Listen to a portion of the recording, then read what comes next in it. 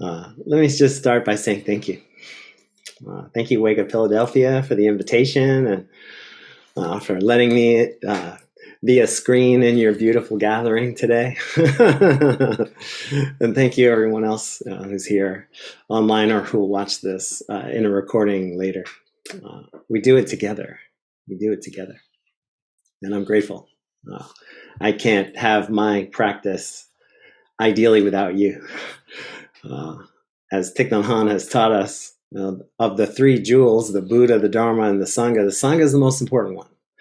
No Sangha, no success in the practice, is what Thich teaches. And it has been my experience. I have tried many times to go it alone, and it's never worked very well. It's never worked very well. It's never worked as well as this does. It's never worked as well as this does. So thank you. I appreciate you. So I like to define mindfulness very simply. I'm that kind of guy. I like to break it down. And so for me, when I'm hearing the word mindfulness, what I'm thinking is paying attention with love. That's my definition. Paying attention with love. Not clinical attention, right? Because I could be paying the clinical attention of a scientist who's dispassionately observing something, and that's not mindfulness. And not like goal-oriented or judgmental attention. Not the attention, the sniper is paying, like looking down their scope. That's not mindfulness.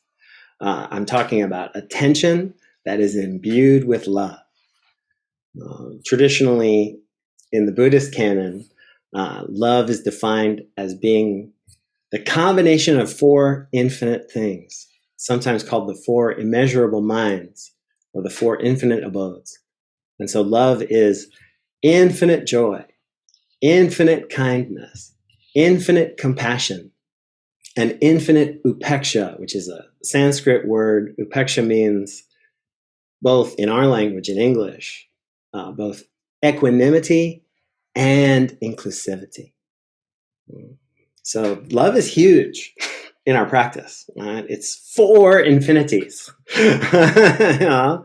And so for me, that's what our mindfulness practice is. Like, am I observing, am I paying attention in a way that touches all of those qualities? The one that's the most important to me is upeksha. Right? Because upeksha can be thought of as my meditation posture. When I sit in my cushion, I want to have a soft front, right? I want my belly to be relaxed.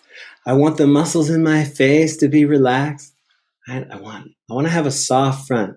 And that is the inclusivity of upeksha.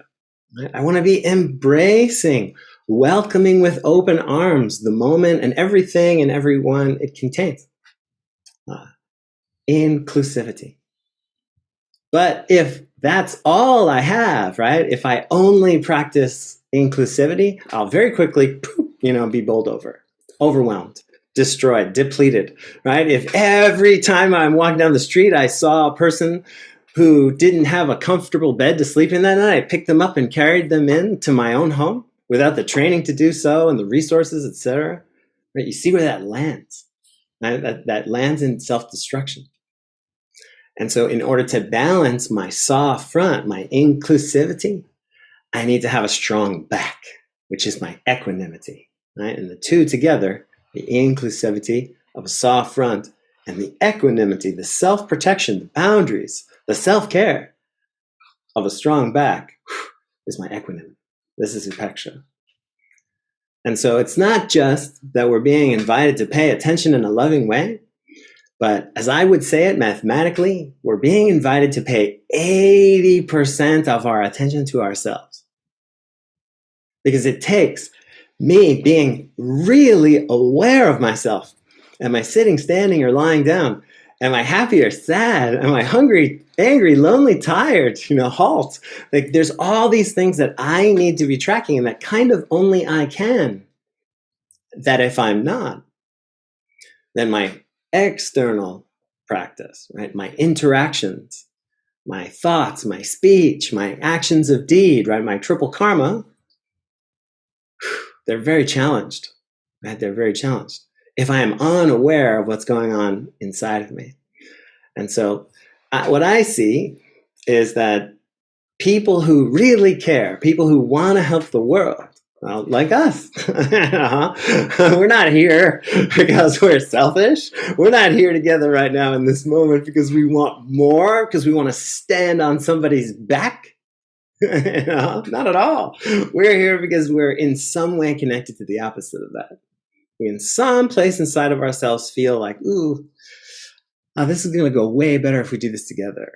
How can we help each other? How can we connect? And it's a feeling more than a word.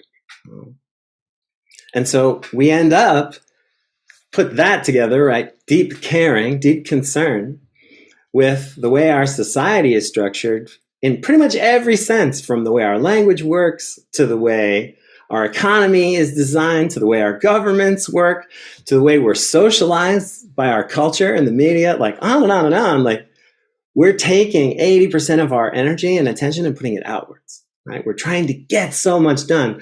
We're trying to focus on other people and things. And we're leaving just this measly kind of 10 or 20% to actually pay attention to ourselves. And this is exhausting. This is exhausting and ineffective, right? It's debilitating. It's debilitating. And so what I have found is that when I can, if I can reverse that proportion, if I can pay attention in a loving way to myself with 80% of my energy all day long, like even right now, I'm wearing a lot of hats right now, right? I'm teaching, I'm visiting a Sangha, I'm tracking things technologically, on and on, right? I'm wearing all these hats. But I know from my own experience that I'll wear them all much more gracefully if I'm aware of my feet on the ground. If I never get so wrapped up in trying to be like Mr. Clever and say exactly the right thing, right? That's performance. Well, but if I'm just really being here, like, drinking my coffee with you, then I can trust that things are going to go well. Then I'm much more powerful. I'm much more clear. I'm much more grounded. I'm much more calm. I'm much more able to pay attention with love. Because I'm tracking me. Things are as good as they can be right here. Yeah. On that note.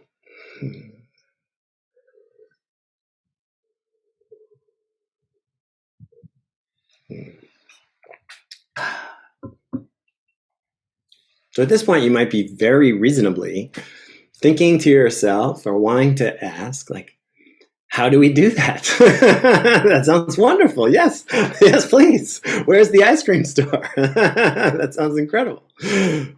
So, yeah, and this is part of what I love about Zen.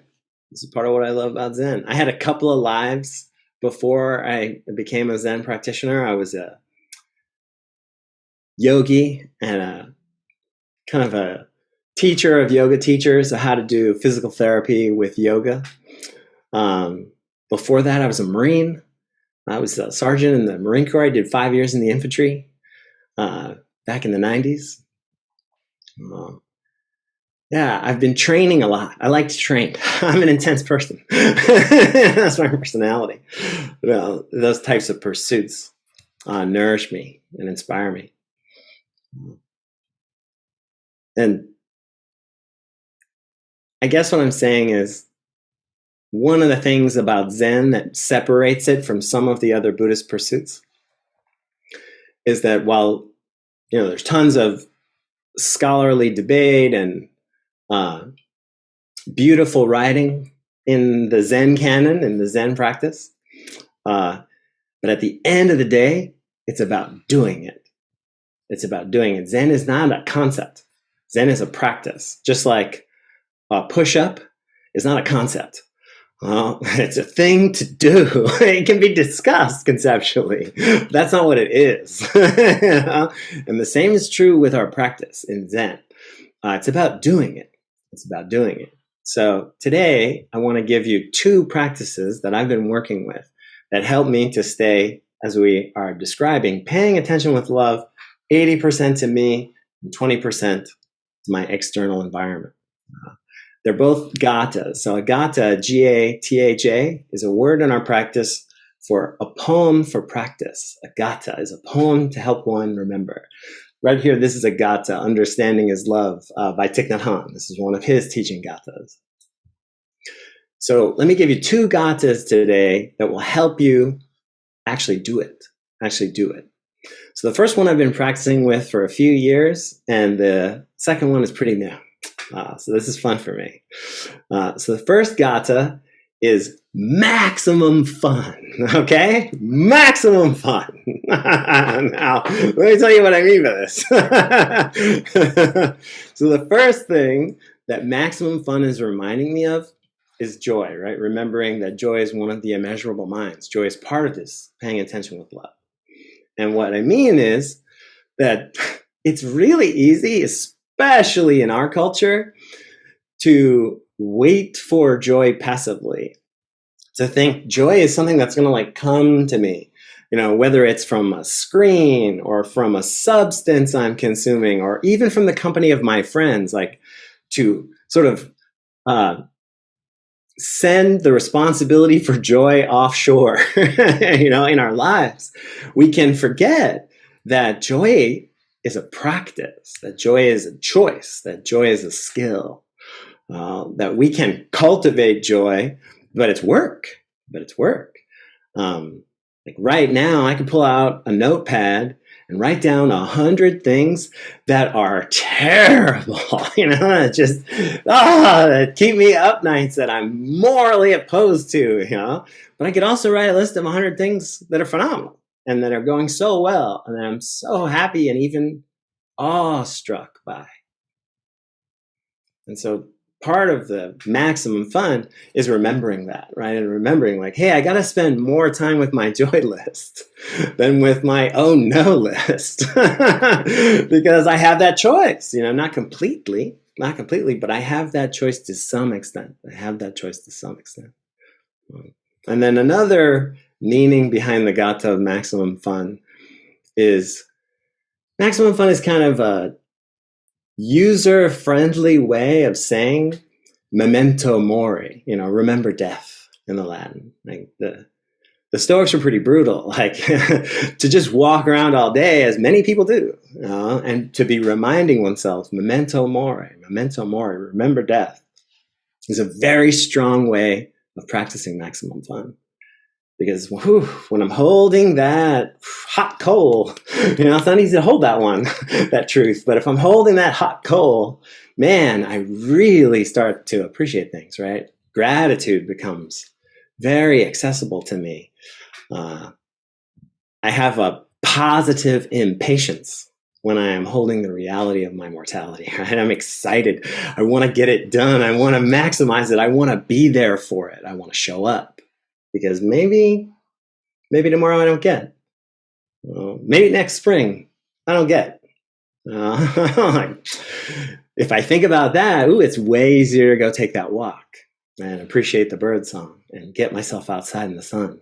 Because I might not get next spring. Not everybody does. People died today all over the world. So the last part of maximum fun is that when I undertake something difficult, right? It doesn't really matter what it is, just something that I really care about, something that I'm putting my shoulder into and want to change, want to give some of my energy to. I have found over the years that one of the most skillful strategies to really get that thing done is to look around the room at like the other people who have that desire and try to accomplish it with the ones that are smiling. Like I feel like the people that are able to bring a positive outlook to some of the most despairing challenges are the ones that get it done, are the ones that actually make change, are the ones that are powerful enough to stay focused long enough, to endure enough, to be resilient enough. Now, there's a lot of words for it. Because they are focused on joy. They are focused on joy. Like the maximum fun team, I'm on that team. And let me tell you, that team gets it done. That team gets it done. So that's who you were looking to be and to be with, as I interpret our practice. So that's maximum fun. That's the first gata. The second gata is trust the way. Is trust the way. And this is necessary, right? Maximum fun on its own could easily be mistaken for some kind of narcissism, right? For some type of selfish self-interest. But that's not what it is. And trust the way kind of helps flesh it out. So the way I would describe sort of my experience so far of all of reality, there's a big statement.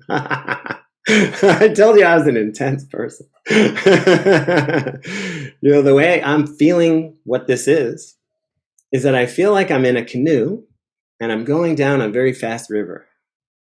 And sometimes it's calm and I have some control, right? I can dip my paddle in the water and decide like, oh, it's afternoon. I'm going to go enjoy the shade of the west bank of this river. Sometimes I have that kind of power. But other times, the river is roaring, and the rapids are dangerous, maybe even life-threatening. And I have very little control. Or maybe even none. And I think that is, for the most part, our situation. I think that the forces of nature, our biology, our social programming, the traumas that we are carrying from our histories, like they're really pushing and pulling us around. And, as I'm sure everyone on the call has done, when you sit down and you start to really look at them and breathe with them and love them, like pay attention to them with love, you start to see how much of a hold they have over us sometimes, and that it's not what we'd like to imagine, right? This life where we're in a car and anytime we want, we can slam on the brakes, or anytime we want, we can pull over and take a break, make a U-turn. In this stream that I'm in, I don't see how that's available to me. It's like, whew, it's more of a crazy sprint, feeling at times. And, when the river decides to be calm, I have that experience. When the river decides to be dangerous, rapids, I have that experience. I don't have like CEO executive control. That's not my experience. That's not how this feels. And so trusting the way is leaning into the reality of that. Because if I'm in a canoe going down a fast river, but I'm imagining that I'm in a car, I'm going to run into problems. If I'm in a canoe going down a fast river and the entire time I was wishing I was in a car and had brakes, that sounds so stressful. It's exhausting. And so trusting the way is just leaning into the reality of that, of the, you could call it the impermanence, just how everything is flowing, everything is changing. And I find I have like the ability to shift course about 3 degrees inconsistently, because I forget, right? I get upset and I throw the paddle into the water, or I fall asleep. Like I just keep forgetting, and I end up way over there. And so the best I can do is inconsistently make these 3 degree adjustments, but over long periods of time, right? Not months, I'm talking years, over long periods of time, like try a practice of kindness for 10 years. You will be kinder. 10 years later, you will notice. But it takes time. Because it's only 3 degrees and it's only inconsistently. That's the best we can do. And so fighting against that, right? Grasping on to our hypothetical, our fantasy that we have some kind of executive control is like just clinging on to a rock on the side of the river. Like, one of my favorite Zen proverbs is, let go or be dragged. Let go or be dragged. You gotta just let go, and I want to be clear here, because let go can be misinterpreted. That term is bandied about a lot. And so sometimes you'll hear somebody say let go, and you'll get that like bad kind of queasy feeling, like what they're saying is, And then take the trauma you just experienced and release it like a hummingbird, never to see it again. Sometimes people imply that there's a letting go that looks like that. I have never encountered that letting go. Everything that I experience, everything that I care about is with me all the time, and it never goes away. Never goes away. It's who I am. It's changing me as it's happening to me. I can't jettison it. But what I can do, I'll give you the example with this bell. I can notice like, oh, that thing in my life, I'm gripping onto it so hard, I'm smashing myself in the face with it. I'm eating it all day long. And I can recognize that I'm doing that, and I can let go. I can hold that thing much more lightly. It's still there, right? It doesn't go away. It doesn't disappear. But, I can hold it so much more lightly. And then that frees me up, right? To pay attention to other things as well, to do other things as well, as opposed to when I was here. So that's another part of trusting the way. The acknowledgement that, most of this is a letting go. Most of this is an acceptance. The mindfulness teacher, American mindfulness teacher out of Boston, Jon Kabat-Zinn, defines healing this way. He says, healing is coming to terms with what is. Healing is coming to terms with what is. And so that's what we're talking about. That's why we're paying attention with this love. That's why we're practicing our mindfulness. Not so we can make these radical transformations, although they do happen over time and they're wonderful.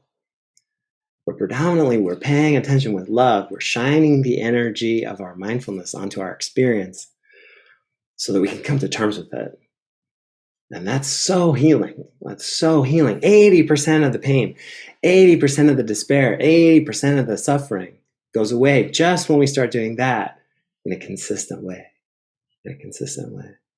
And then, doesn't it make sense then that in the spaciousness and clarity and ease, if 80% of the suffering is being diminished already, now you have all this energy to look really deeply at the roots of what's causing you pain, anxiety, or depression. Then you get to really tease out the knots. But it takes time. It takes time. I like to think about my practice in blocks of 10 years. Every 10 years, I like to check in. I'm like, how am I going? How do I feel? Am I more joyful? Am I more kind? Am I more compassionate? Am I more equanimous? Am I more inclusive? Okay, then I'm doing good. I'm doing good. I'm building love. I'm building love. I'm learning. I'm learning. So, maximum fun and trust the way, my friends. Yeah. Big pen, one palm each. No, I'm joking. But, I do use visual representations a lot. These are all Post-it notes with little things like maximum fun and trust the way. There's a reason why that's hanging there.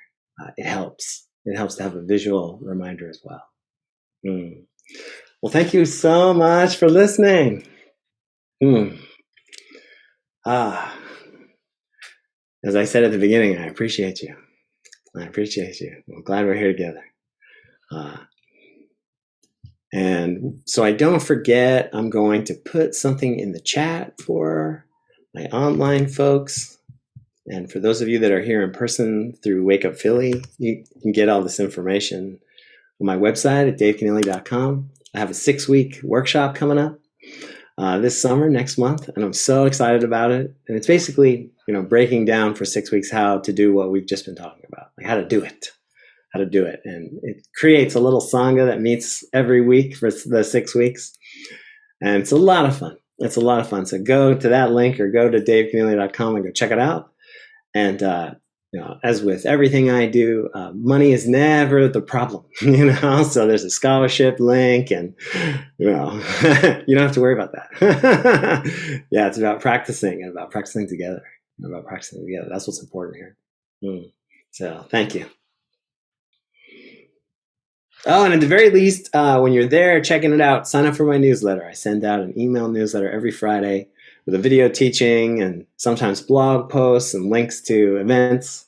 It's every Friday, so it's a fun email if you're looking for something like that. Thank you.